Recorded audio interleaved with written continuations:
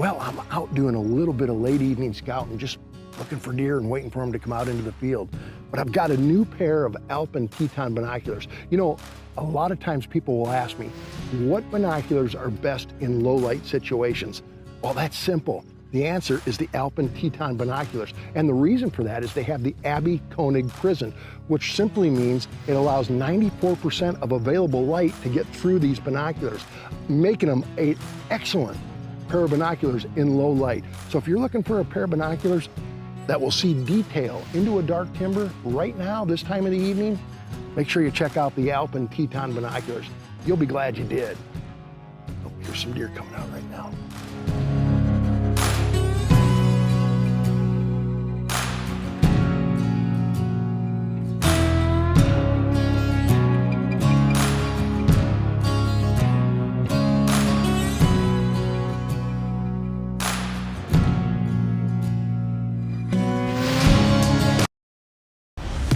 You know, good optics are a must for a hunter. The new Alpen Tetons. They're lighter, they're better in low light, excellent glass. You'll be hard pressed to find that glass for under $1,000. Everything that you would want in a pair of optics. I know what I'm looking for, and once I know what I'm looking for and find what it is, that's what I'm interested in buying. The bottom line is they're affordable, they're lighter, and they're great in low light, the new Alpen Tetons. Another deer coming out.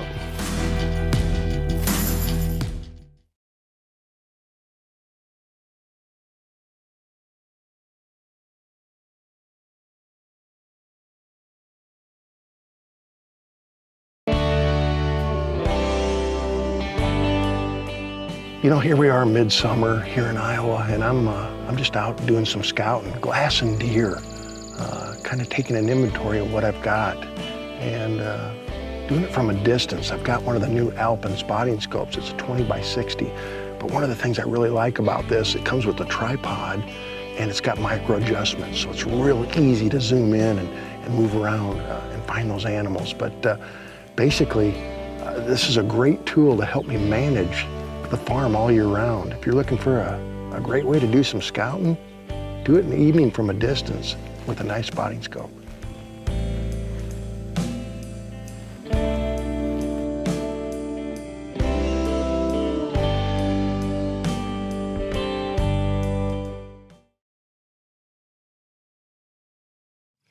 You know, good optics are a must for a hunter, particularly binoculars, not only during hunting season, but times like this when it's time to start scouting. But there's one thing you need to do when you get your binoculars that a lot of people don't realize. You need to set them up for yourself. Everybody's eyes are a little bit different. And here's how I do it. It's simple and easy. Just take the binoculars and just kind of grab good focus on an object. And I go and put my hand over the left lens. The diopter ring, which is on the right side, I will go ahead and adjust that until that right eye is in focus.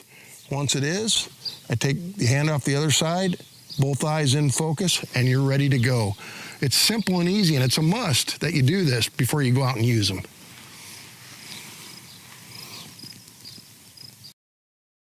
Go.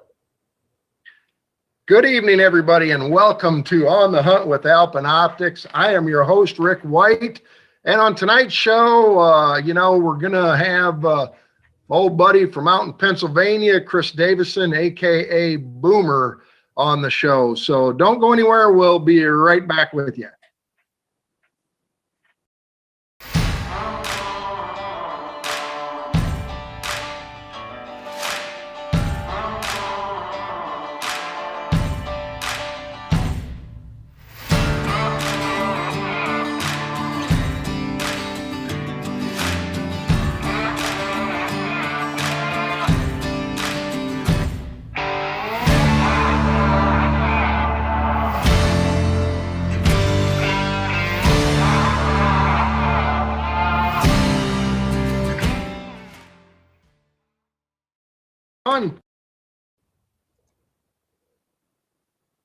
Welcome back, everybody. Another episode of On the Hunt with Alpen Optics.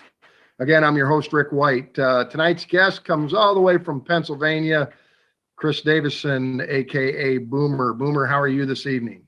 Good, Mr. White. Thanks for having me on. I appreciate the opportunity to speak here with Alpha tonight. Yep, and some folks were on last week and we had a couple of glitches. We've got them all worked out now. That's what I'm told. Everything is working great. So in all fairness, I wanted to have Boomer back on the show. And, we're going to talk about some things we didn't talk about, but we may cover a few of the things that we talked about last week. But we apologize for the inconvenience of technical difficulties when you're running live. But I'm told we're not going to have any issues tonight, so that's great. But Chris, hey, tell the folks now. I know you've been on the show before, but tell the folks a little bit about yourself. So I was born and raised in Pennsylvania. Grew up hunting in the Pocono Mountains. Grew up around the Lehigh Valley area. I've been an avid outdoorsman, a veteran. I served in the Army.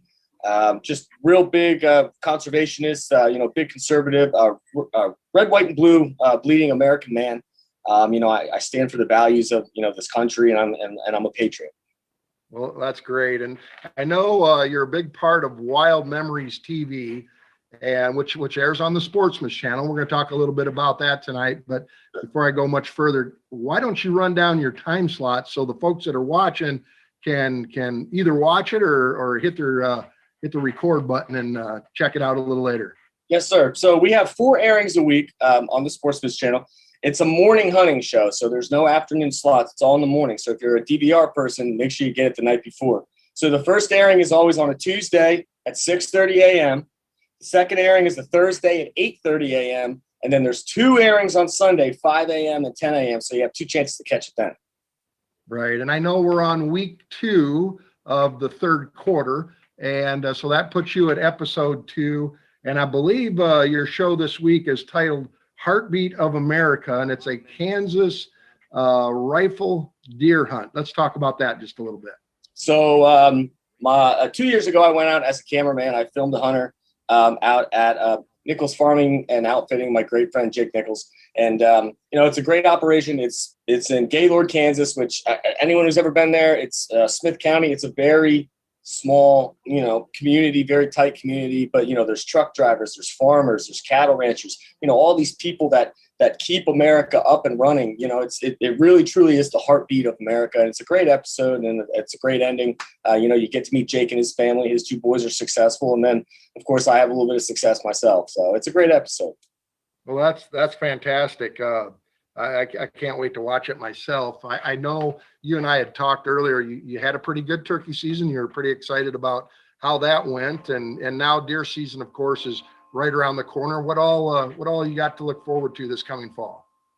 So I have a trip planned to Kentucky. Premier Outfitters of Western Kentucky, a great outfit.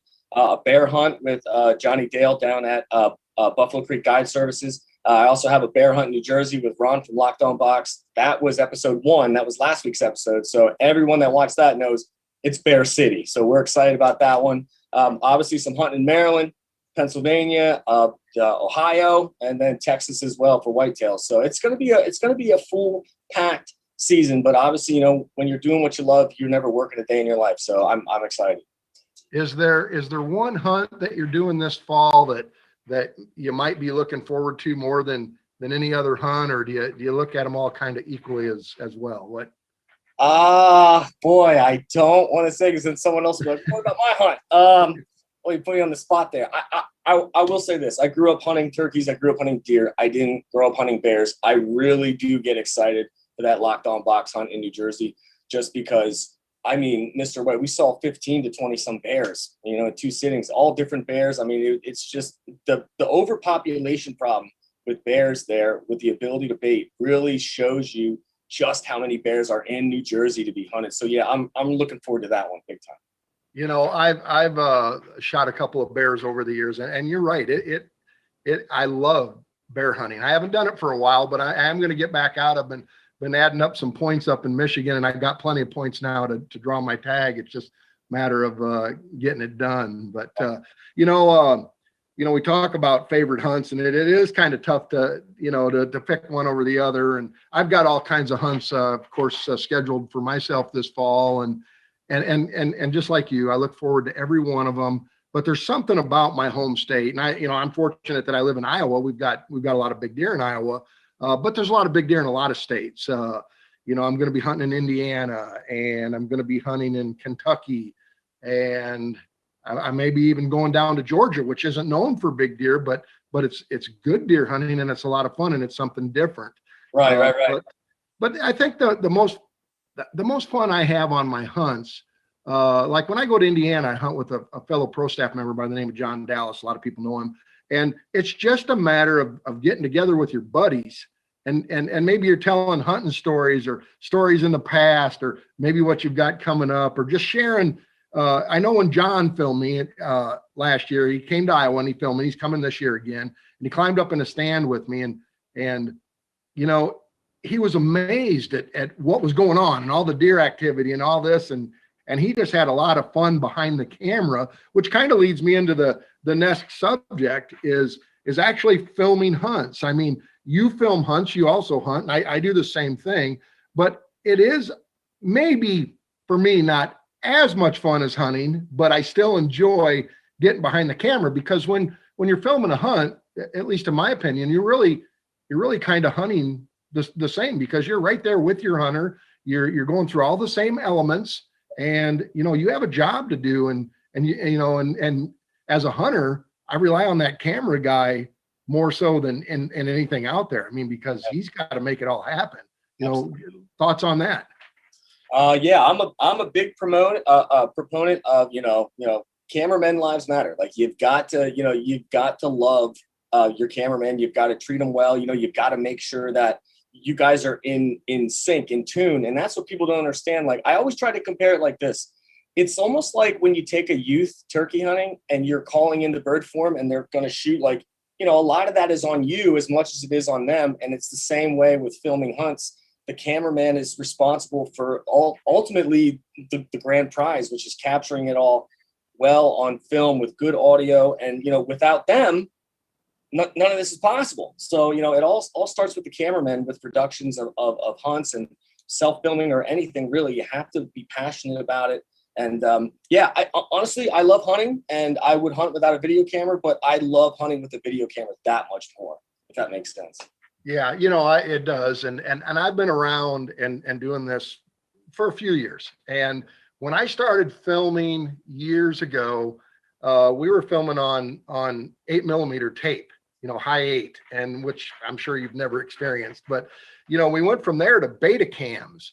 And I remember our cameras, our Betacam cameras, they're heavy, big, giant things. And they were $60,000 a piece back in that day. And you would run tape, a tape cassette in it, big cassette, and you'd only get 30 minutes on that tape. So things have really evolved. In fact, it is somewhat inexpensive compared to what it used to be, certainly inexpensive. So there's a lot more people doing it. You do it for a job or a profession or and not everybody gets to do that yet. Your show's on the Sportsman's Channel, and I do it similar to what you're doing. We air our shows and have been on TV for years and years, but there's a lot of people out there that just want to film their hunts. Maybe they want to get into TV, maybe they just want to do it for fun, and they might not be maybe the most experienced cameraman out there. There's classes and there's all kinds of things, but let's talk a little bit about some of the important things and some things that those folks could learn to be better camera guys. What's your suggestion for that? Okay, so I would say first and foremost, you have to understand that you're going to be defeated more times than you succeed with self-filming, if you're going to be self-filming, because now you're adding an element of you've got to literally premeditate where this is going to happen, which we as hunters already do. But now you're adding in, where's the best footage going to be? Where's the best opportunity going to be? What's going to look best on camera? So I suggest, start yourself off with like a Sony Handycam. I mean, you can pick them up for like $800. They don't have very good audio, but you at least get the hang of it. If it's something that you want to get more serious into, then you could look at like a Sony Z90, somewhere in there, more of like a professional Handycam where you can mount a shotgun mic on it or something, to really take it to the next level. And then I also recommend an action camera. Always carry an action camera with you, and carry the episode, the segment, the clip, whatever you want to do with some kind of interaction with you and the audience. And those action cameras are perfect for that, for a self-filmer.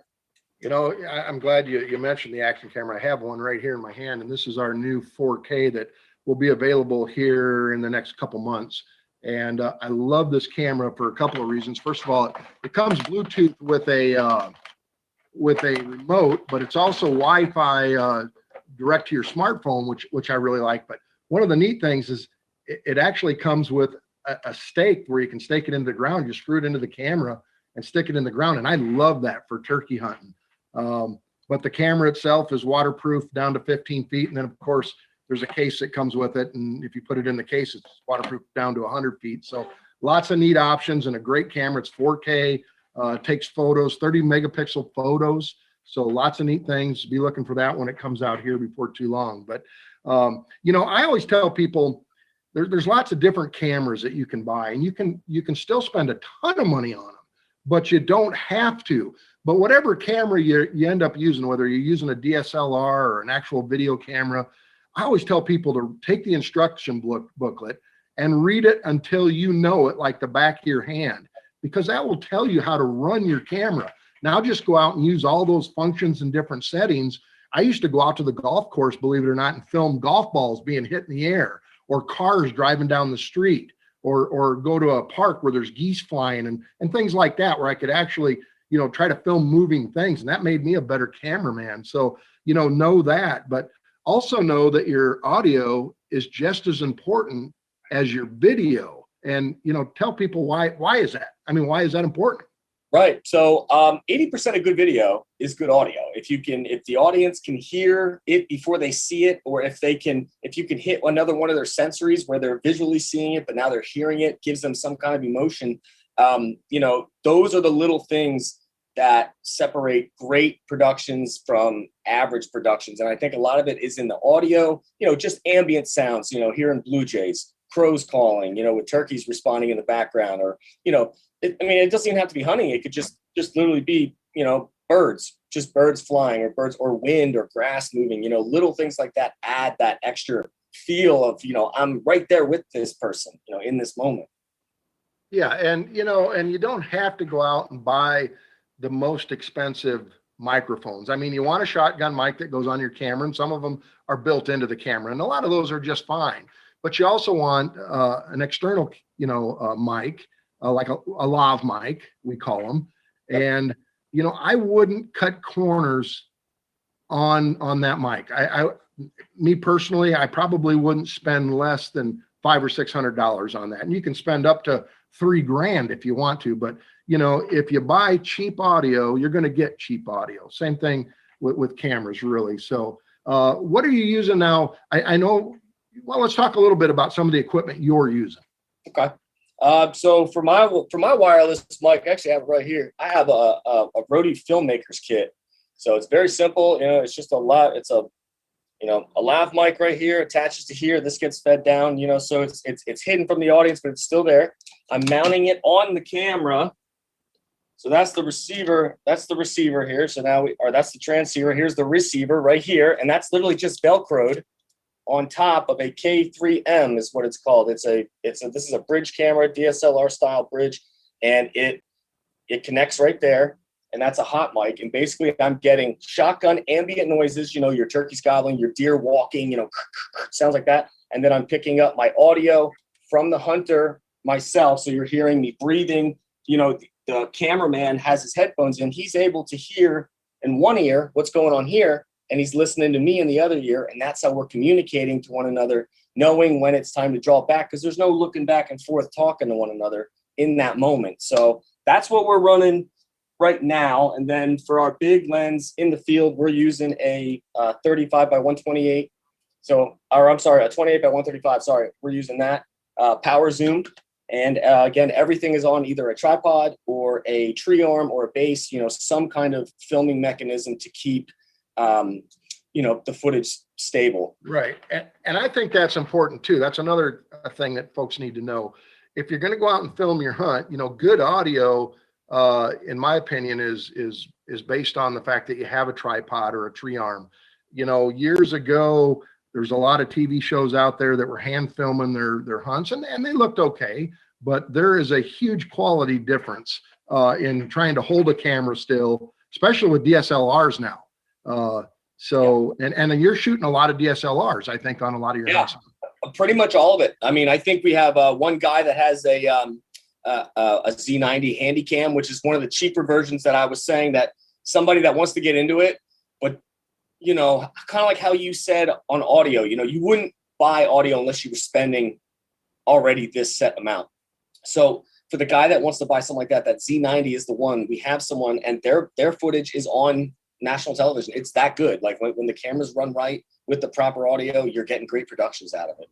So, Right. guys, this is Paul. I've got a question. I'm sorry, question Paul. for you I've got a here. question here. I've got my phone on. I've been watching it, but Robbie Weaver asks a question: what kind of headphones do you recommend when you're filming all day? And you know, there's a lot of headphones out there, but what are you using, Boomer? So myself, personally, I use the Beat Studios. These are the ones that I use here. Beat Studios, they're bigger. They're kind of like the earmuff style. Again, a lot of times it's cold when you're hunting, so that doesn't bother me one bit. But I really like to, I really like to be able to get engaged with the hunter and the ambient noises that I'm hearing. And I feel like these are the best. But you can get away with just a simple pair of gas station headphones. You just plug them in with a 3mm jack, and you'll be able to hear left and right. It's just a matter of preference.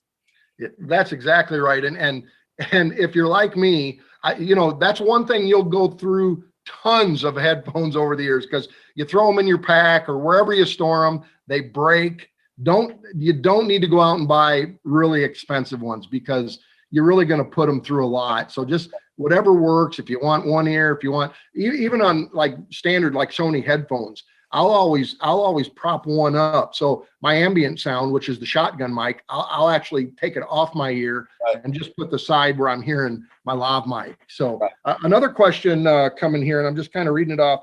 What is the best low cost camera, and where would you not spend any less? And that comes from Ron. I'm not reading the last name here, but what's, in your opinion? I mean, where do you cut the line? I mean, what do you spend? What don't you spend? I mean, what you want to do. I mean, there's lots of options. Yeah, well, that's the thing. It depends on what you're going to do. I mean, are you just going to be showing these clips to your friends? Like, hey, check this out. Or are you going to be editing it and trying to make something of it to say, hey, watch my hunt from last week, which is how I got into this. I mean, you could spend, this camera right here, this is a dinosaur, but you could literally get this camera for probably $850, $900 right now on Facebook Marketplace. There's a big market for new and used camera equipment. And, if I were to buy something that was middle of the road, I again would go with that Z90. It's probably going to be about $2,500, and then you get a shotgun mic for $300. So you're looking at $2,800, under $3,000, and you're going to have a 4K camera that you're going to be able to put on productions, manipulate with the functions. You're going to have a variable zoom from a 2.8 f-stop out to 22. The camera can do it all, and it's a step above beginner, but it's still in that range where it's a good learning camera. Yep. No, that sounds great. So I want to just interject a second. I'm a camera guy, Paul, and I want to say there's a little device that I use that you can see here, and it goes over your camera. I suggest everybody, if you get a camera, you get this little bag. And they have them made specifically for your cameras. You notice, first thing you should do when you buy your camera, you're going to go hunting. Wrap it up, keep the moisture off of it, especially if you're using a DSLR.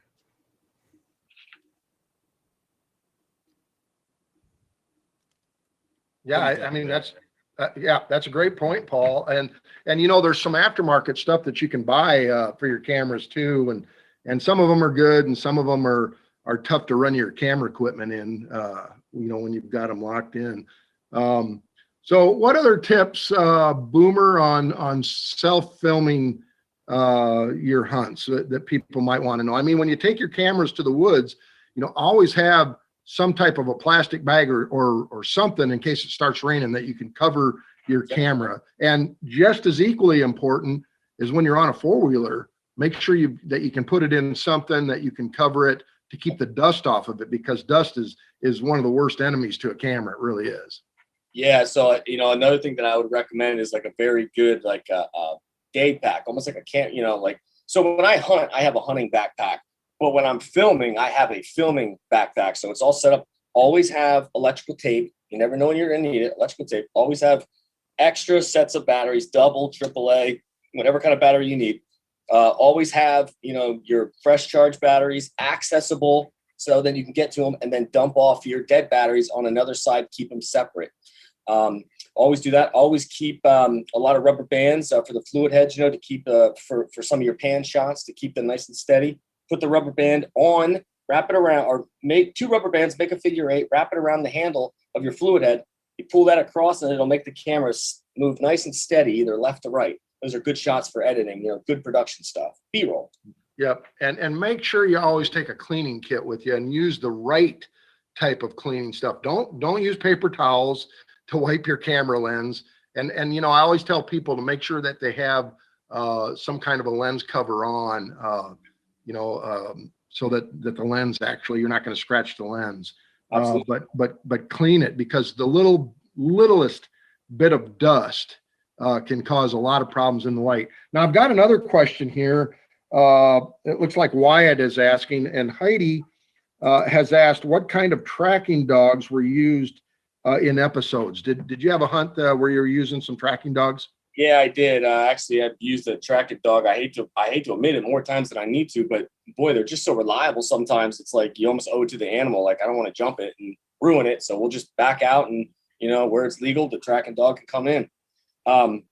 So it is I know it's a dachshund. I think it's a board hair or a wired board hair dachshund, or I don't know. It's a board wired hair dachshund. It's a cute little thing. It's a cute little, and it looks like it's 80 years old, but I think she's only like 3. Like, it's got that look to it. It's a cute little animal. And I used that in episode 1 last year, season 1. And then I used her again, episode 1 in this season to help find my bear. Yeah. And I don't know exactly how they train them, but I do have a good friend of mine by the name of Jason Miller who raises and trains his labs as shed dogs. And I'm going to actually have him on the show here in one of the upcoming shows, because it's a really neat subject. And it's just amazing how you can train a dog to go out and find sheds, and his dogs do such a great job. But let's see here. I'm just trying to check the time here. We've got about 4 minutes left, according to my time. What else could we tell the folks? When you're in a tree stand and you're filming, it's tough now to be in a tree stand and draw your bow and film, or shoot with your gun and film. Right. Do you have any tips on how to make that a little easier? I mean, stay wide, don't get too tight. Yeah, I would say don't get too tight. I hate to say this, but this is how it is. The classic mat, when you go to stop them and when you're drawing back, I give them the mat before I even draw back my bow. I make them stop. I get it all right. And then it's just a standoff to try to get my bow to draw back and shoot. It doesn't always work, but when it does work, the footage is exactly what you need. And everyone's like, wow, you self-filmed that. That's my little secret. You got to give them you got to stop them first before you can transition to your bow and arrow. Because if you're doing it with your bow, and it's just not good footage. It's shaky. It'll never come out the way you think it will.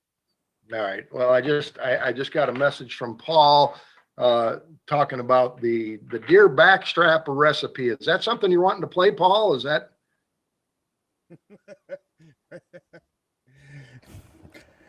Caught me off guard. I thought we were going to play it today. Oh, yeah. Well, so we're probably running low on time.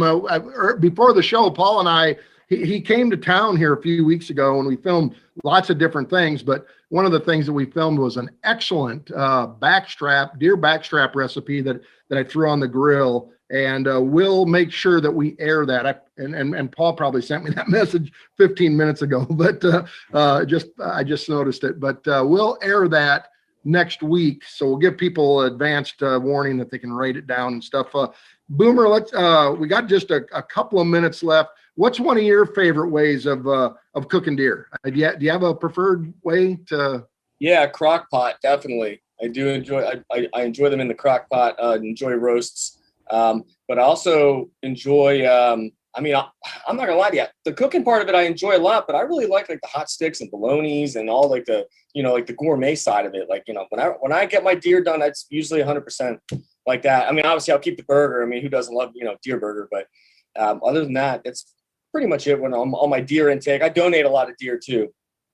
Yeah, and I do the same thing because, obviously I can't eat as many deer as I shoot in a year, but they don't go to waste. They go to, I like to donate them. And I remember when I went to Illinois, they went to actually a school that was a school for the blind. I try to find neat organizations that they go to. We've got a few minutes left. You talked about the crock pot and deer. Here's a simple, easy recipe. And it is, I'm telling you, it's fabulous. So I like to take, part of the round, whether it be the upper or the lower, and throw it in the crock pot, trim all the fat off of it and things like that. Throw it in the crock pot and add a can of Pepsi.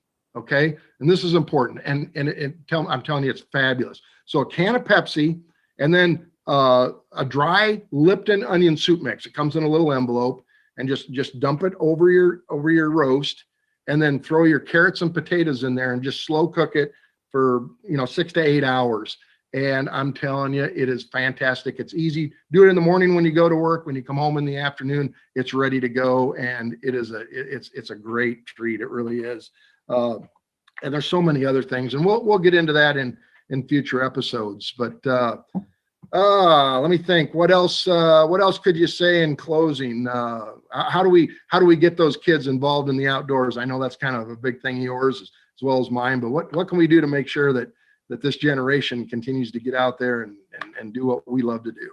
Yeah, I think we need to, maybe we've dropped the ball a little bit as hunters. I think we've gotten a little comfortable, and maybe, our children, when they're at home, they're being taught one thing, and then they're going to school and they're being taught another. So I think that they're conflicted, and I think we need more time, up against the back of a tree, calling in a big old time with grandpa or with dad, or maybe spending more time on a bass boat, maybe talking about those things instead of letting students be subjected to teachers teaching them what they want to think, when we have our own lifestyle. And, there's nothing that you can't learn from your grandfather or your father, or your mother, your sister, any role model. Being in the outdoors, fishing and hunting, that's the best time to talk to someone. It's the most intimate experience. And that's when the truth comes out, and, you can, we need to raise them right. We need to get them back out there and teach them why we do what we do and why it's important to preserve that heritage.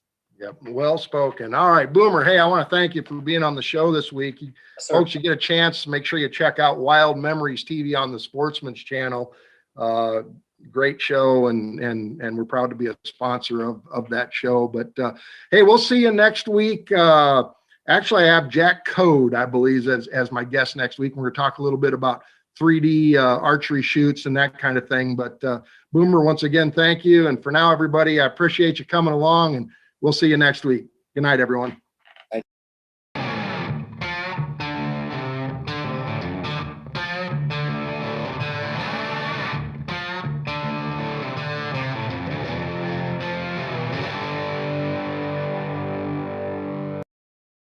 Hi, I'm Rick White with Alpin Optics, and I want to talk to you today about the new Alpin Shasta Ridge binoculars.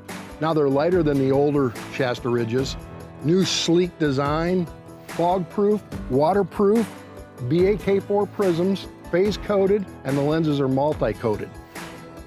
Inexpensive pair of binoculars with great quality.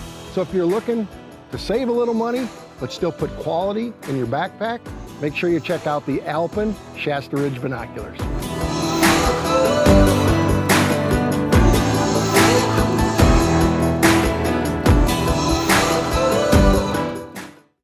Hello everybody, today Ryan and I are going to show you how we sight in the Alpin Kodiak Series scope. Now Ryan's got his 308 with an Alpin Kodiak 2.5 by 10 by 50. Now the first thing you'd want to do is have it bore sighted, and we've already got that done. We're going to take a shot, and then we'll show you how we make adjustments from there. All right, so after Ryan's first shot, remarkably, he's only an inch high and an inch to the right. Now, typically when you bore sight a gun, you're not always that close, but in this situation, we were fortunate to be pretty darn well dead on. But so what we're gonna do next is Ryan is gonna hold the crosshairs on the bullseye, same spot he shot from before, and we're gonna actually make an adjustment with the crosshairs and go to the bullet, up and over to the right 1 inch. Okay, you ready? There. There? Okay, and Other way. There. right there? Yep. Okay, so once again, what we did is Ryan held the crosshairs on the bullseye, on the red dot, and we actually moved, I made the adjustments that moved the crosshairs up and over to the bullet hole, and we're gonna take a second shot.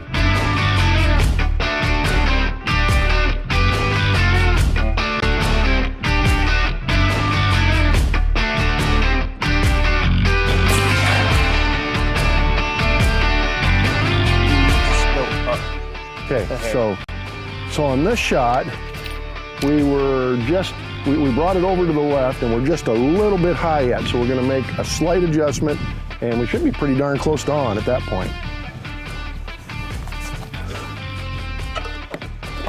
And so we're shooting high. Yeah. So we wanna go low. Ready? Yeah.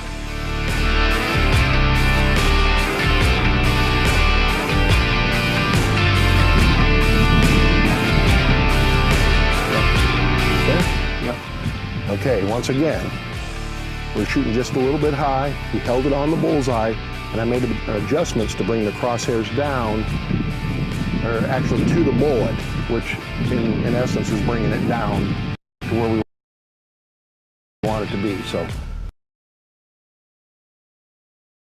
hopefully we're on this time.